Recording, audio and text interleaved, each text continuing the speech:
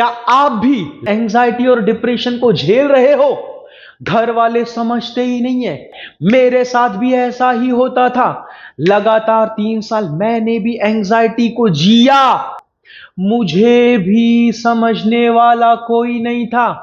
किसी ने भी सहारा नहीं दिया, लेकिन एक ऐसी चीज जिसके सहारे के दम पर मैंने खुद को पूरी तरह ठीक किया।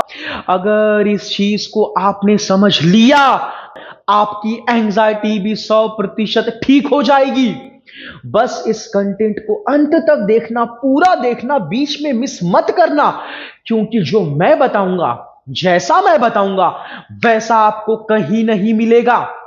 ध्यान से सुनना।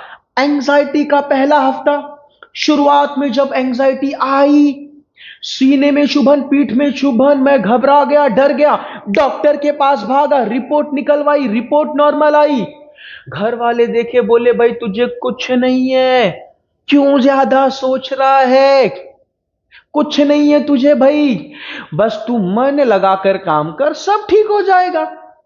मैंने बोला भाई मैं मन लगाकर काम कर रहा हूं। मन में बोला मैंने कि भाई मैं तो मन लगाकर काम कर रहा हूं, मैं तो मन से काम कर रहा हूं, लेकिन फिर भी विचारों की आंधी रुक नहीं रही है।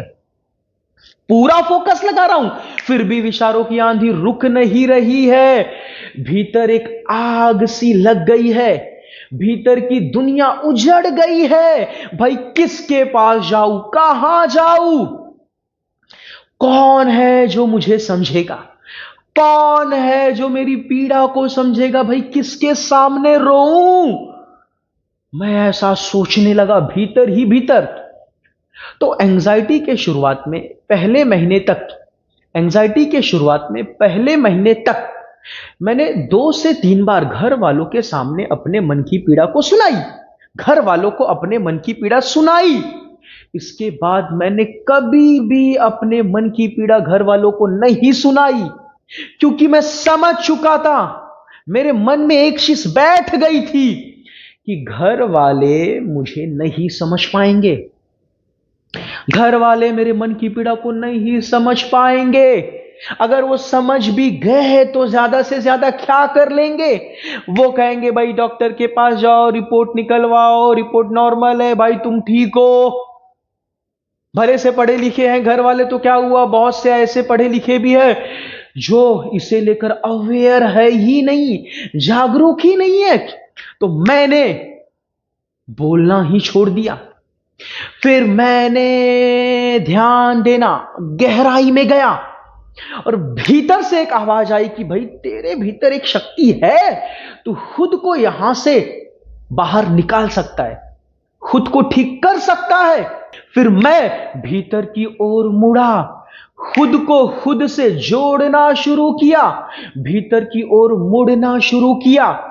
धीरे धीरे मैंने अपने मन की हरकतों को देखना शुरू किया, पढ़ना शुरू किया कि कब ये सिम्टम्स आते हैं, कब ये दर्द होता है, कब ये सीने में चुभन होती है।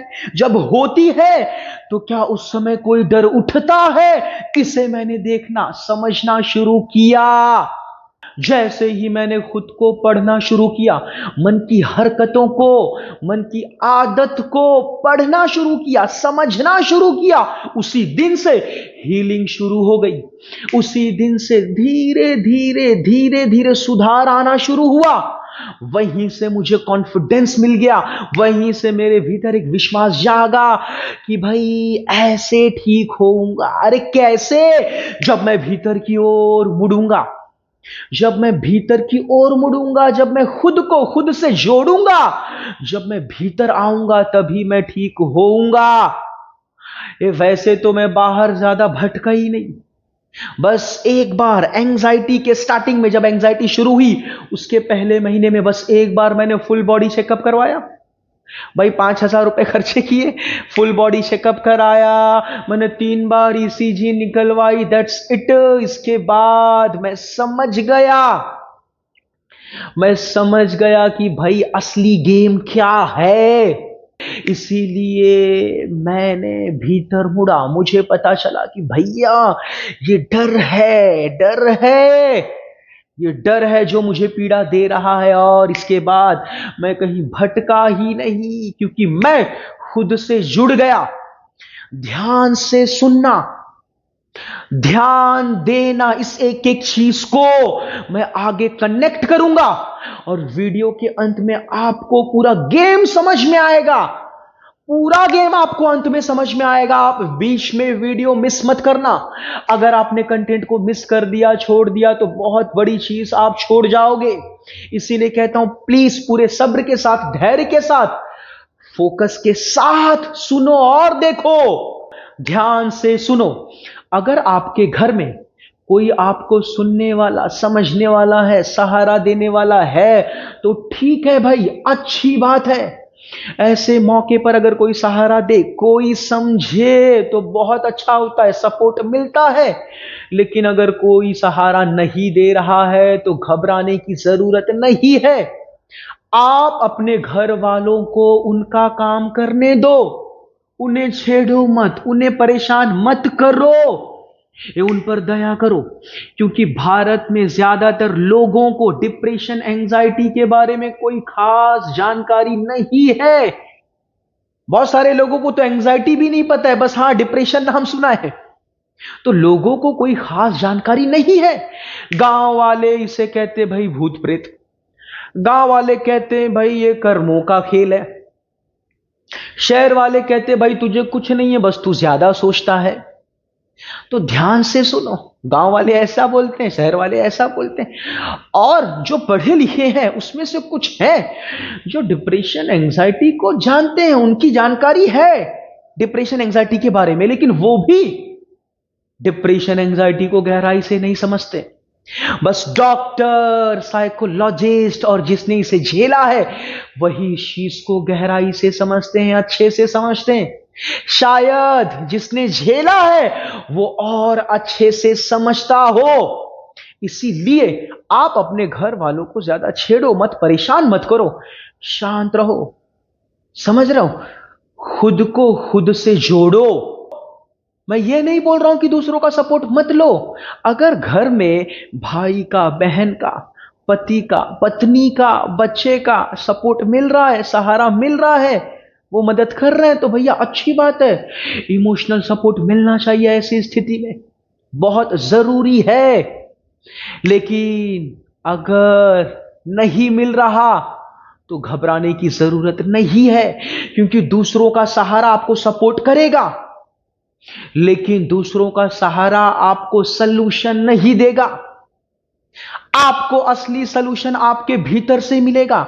जब आप भीतर की ओर मुड़ोगे, जब आप अपने मन की हरकत को समझोगे, ध्यान से देखो, तो पता चलेगा कि भाई बाहर से कोई सलूशन नहीं मिलेगा। इसीलिए खुद से खुद को जोड़ना शुरू करो, भीतर की ओर मुड़ना शुरू करो, खुद को ही सहारा बनाओ, खुद से ही रिश्ता जोड़ो। क्योंकि जब इंसान खुद से जुड़ना शुरू करता है, खुद से खुद को जोड़ना शुरू करता है, खुद को खुद से जोड़ना शुरू करता है, भीतर की ओर मुड़ना शुरू करता है, तभी सच्ची हीलिंग की शुरुआत होती है। तभी बंदे के अंदर सुधार होता है, सुधार की शुरुआत होती है। जितना भटकना था भटक लिया, जितना सर पटकना था भाई पटक लिया, अब उठ। स्वयं ईश्वर कहता है भैया उठ, कहां भटक रहा है, कहां सर पटक रहा है, उठ, भीतर की ओर मुड़, भीतर की ओर देख, खुद से प्रश्न कर, अपनी पीड़ा को सहन कर, एक बार प्रश्न कर, एक बार समझने की कोशिश कर। मैं तुझे रास्ता दिखाऊंगा, तुझे सलूशन वहीं से मिलेगा, भीतर से मैं वहीं बैठा हूं। भाई जरा तो प्रश्न कर, जरा तो समझ, थोड़ा तो सहन कर, मैं हूं, तुझे रास्ता दिखाऊंगा। यह ईश्वर कहता है। ध्यान से सुनो। एंजाइटी का जब पहला साल था, बहुत तड़पा, बहुत भागा। देवी मां के मंदिर में जाकर मैं भी बहुत रोता था, रो देता था, जा जाके रो देता था। पहले साल तक रोता रहता था, रोता रहता था, सिर्फ पहले साल तक। फिर मुझे समझ में आया, भाई समझ में आया, कुछ नहीं होगा, कुछ नहीं उखड़ने वाला। रो रो कर थक चुका हूं, पूरी तरह थक चुका हूं रो रो कर। कुछ भी नहीं उखड़ेगा रोने से, कुछ भी नहीं उखड़ेगा सर पटकने से। मैंने समझ गया भाई, अब मुझे खुद का सहारा खुद से ही बनना पड़ेगा। मैं ही आखिरी रास्ता हूं, मैं ही आखिरी सलूशन हूं। यहीं से मुझे पूरा सलूशन मिलेगा, समाधान मिलेगा। भीतर से ही मुझे पूरा ट्रीटमेंट मिलेगा, पूरा सलूशन मिलेगा। मैं समझ गया, जब तक मैं भीतर से उठूंगा नहीं, जब तक मैं भीतर अपनी मन की हरकत को देखूंगा नहीं, जब तक मैं भीतर से सवाल नहीं करूंगा, क्वेश्चन नहीं करूंगा, तब तक कुछ नहीं उखड़ेगा, कुछ नहीं उखड़ेगा। मुझे कोई नहीं ठीक कर पाएगा, मुझे ठीक करने वाला सिर्फ मैं खुद हूं। ये चीज मैं समझ गया, रो रो कर रो रो कर रो रो कर। ऐसा नहीं कि बहुत ज्यादा रोया, समझ रहे हैं, लेकिन जब पीड़ा गहरी हो जाती थी, महीने 1.5 महीने में 2 महीने में रो लेता था पहले साल तक। इसीलिए मैं बड़ी गहराई से इस बात को समझ गया, खुद से ही उठना पड़ेगा, खुद से ही उठना पड़ेगा, एक जिद पालनी पड़ेगी। समझ रहा हूं कि भैया मुझे ठीक होना है, प्रयास करूंगा, संघर्ष करूंगा, एफर्ट डालूंगा, हार्ड वर्क करूंगा, लेकिन खुद को पूरी तरह ठीक करूंगा। मैंने ध्यान से देखा कि भाई मैं अपने भीतर के डर से भाग रहा हूं, मैं अपनी बेचैनी से भाग रहा हूं, भीतर के सवालों से भाग रहा हूं, भीतर के विचारों से भाग रहा हूं। मैंने देखना शुरू किया, मैंने पढ़ना शुरू किया, मुझे समझ में आया कि मुझे ही मजबूत बनकर खड़े होना पड़ेगा। असली ताकत मुझे भीतर से मिलेगी, असली समझ मुझे भीतर से मिलेगी, पूरा सलूशन मुझे भीतर से मिलेगा। यह चीज मैं पूरी तरह समझ गया। एक जबरदस्त एग्जाम्पल देता हूं। पहले के जमाने में जब गर्मी आती थी तो नदी सूख जाते थे, तालाब पोखरे का पानी खत्म हो जाता था, लेकिन गांव का वो कुआं ही पूरे गांव वालों की प्यास बुझाता था। लोग वही लाइन लगाते थे, गर्मी में लोग उसी का पानी पीते थे। अब तो कुएं लगभग सूख चुके हैं, बट गर्मी में उस समय लोग उसी का पानी पीते थे, गर्मी के समय। क्यों? क्योंकि कुआं बाहर नहीं भटकता पानी के लिए, कुआं बाहर के किसी स्रोत से, बाहर के किसी सोर्स से नहीं जुड़ा है, वो धरती की गहराई से जुड़ा है, वहां से पानी खींचता है। ठीक वैसे ही अगर जब हम अपने भीतर की गहराई से जुड़ेंगे, भीतर की गहराई यानी हमारी आत्मा, जब हम उससे जुड़ेंगे, आत्मा मन, फिर हम, जब हम इससे जुड़ेंगे, इससे कैसे जुड़ पाएंगे? जब हम इस मन की हरकत यानी ये जो विचार को दोहरा रहा है, डर को दोहरा रहा है, बेचैनी ला रहा है, जब इसे हम पूरे फोकस के साथ देखेंगे, समझेंगे, इससे सवाल करेंगे, तभी भीतर एक शांति आएगी, एक समझ आएगी। वो शांति, वो समझ इस आत्मा के भीतर से आएगी। ध्यान से सुनना, तभी बदलाव होगा। लेकिन तब जब हम प्रश्न करने की कला सीखेंगे, देखने की कला सीखेंगे, लगातार पीड़ा को सहने की आदत डालेंगे, तभी धीरे धीरे धीरे धीरे धीरे धीरे समझ आएगी, धीरे धीरे हम यहां तक पहुंचेंगे, धीरे धीरे समझ पैदा होगी, और यही समझ इस आदत वाले मन को बदलेगी। इसके लिए आप कलम उठाइए, कलम उठाइए, कलम में बहुत ताकत है, ये कलम ही आपके भीतर समझ लाएगी। कलम एक तलवार है, एक तलवार है जिसके भीतर वो ताकत है कि आपकी एंजाइटी, आपके डिप्रेशन के जड़ को काट देगी, हमेशा के लिए खत्म कर देगी। क्योंकि डिप्रेशन, एंजाइटी मन की गहराई में जड़ जमाए रहता है, और जब हम कलम से लिखते हैं, लिखते हैं, लिखते हैं, लिखते जाते हैं, तो हम गहराई में जाते हैं, गहराई में जाते हैं, समझ तक पहुंचते हैं, और वहीं से बदलाव होता है, वहीं से बदलाव होता है, वहीं से चेंजेस होता है। वही समझ हमारे इस आदत वाले मन को, ये जो सबकॉन्शियस माइंड है, ये जो ऑटोमेटेड तरीके से मशीन की तरह चल रहा है, डर को दोहरा रहा है, विचार को दोहरा रहा है, भावनाओं को दोहरा रहा है, इससे बदलता है ये समझ। और इस समझ के लिए प्लीज कलम उठाइए, कलम के जरिए प्रश्न करिए, गहराई में जाइए, आपका आदत वाला मन बदलेगा, सबकॉन्शियस माइंड, अनकॉन्शियस माइंड बदलेगा। और जब ये बदल जाएगा तो 100% पूरी तरह आप क्योर हो जाओगे। इसीलिए जब कोई नहीं समझे तो खुद को समझना शुरू करो, खुद से रिश्ता जोड़ना शुरू करो, क्योंकि अगर कोई समझ भी लेगा, आपको कोई सहारा दे भी देगा, तो अच्छी बात है भाई, वो सपोर्ट करेंगे, इमोशनल सपोर्ट करेंगे, लेकिन वो आपके मन को बदल नहीं सकते, वो आपके मन को बदल नहीं सकते। हमारे मन को बदलने का काम हमें खुद करना पड़ेगा। हमारे भीतर की समझ ही हमारे मन को बदलेगी और कोई नहीं बदलेगा। भाई मैं ये नहीं कह रहा कि आप सबका साथ छोड़ दो, साथ में रहो, लोगों का सपोर्ट लो, लेकिन ध्यान से सुनो, आपको भीतर से जुड़ना ही पड़ेगा, यहीं से समाधान मिलेगा। और मैं ये भी नहीं बोल रहा हूं कि आप शुरुआत में किसी की मदद लो ही मत, शुरुआत में आपको मदद लेनी ही पड़ेगी।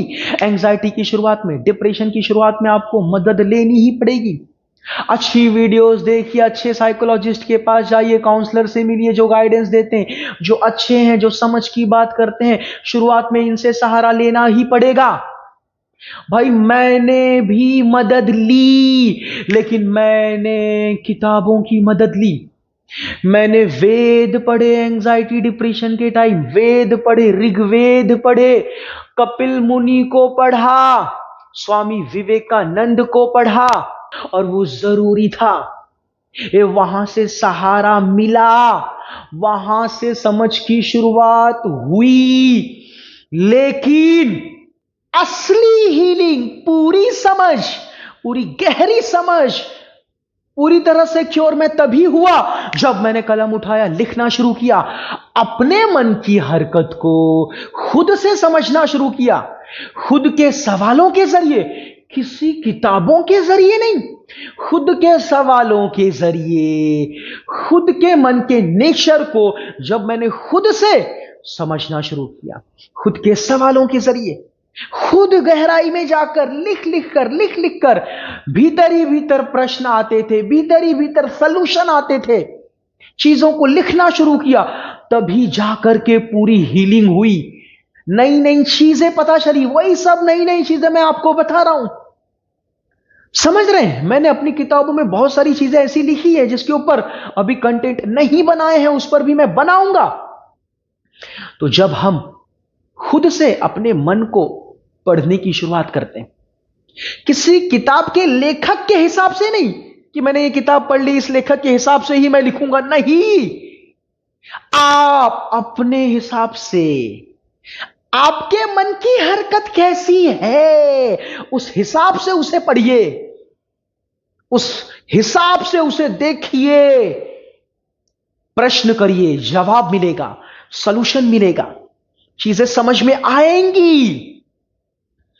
जब मैंने ये किया लगातार, अगले 2 साल तक लगातार किया, पहले साल को छोड़कर अगले 2 साल तक लगातार जब मैंने किया, तभी जा करके मैं पूरी तरह यहां से ठीक हुआ। करता गया मेरे लिए, मेरे शरीर का एक एक सिम्टम्स, ये सीने की चुभन, ये पीठ की चुभन, ये लूज मोशन, फ्रिक्वेंट यूरिनेशन, यही मेरे लिए गुरु थे। ये मेरे शरीर के सिम्टम्स ही मेरे लिए असली गुरु थे। यानी मैंने खुद को ही अपना गुरु बना लिया।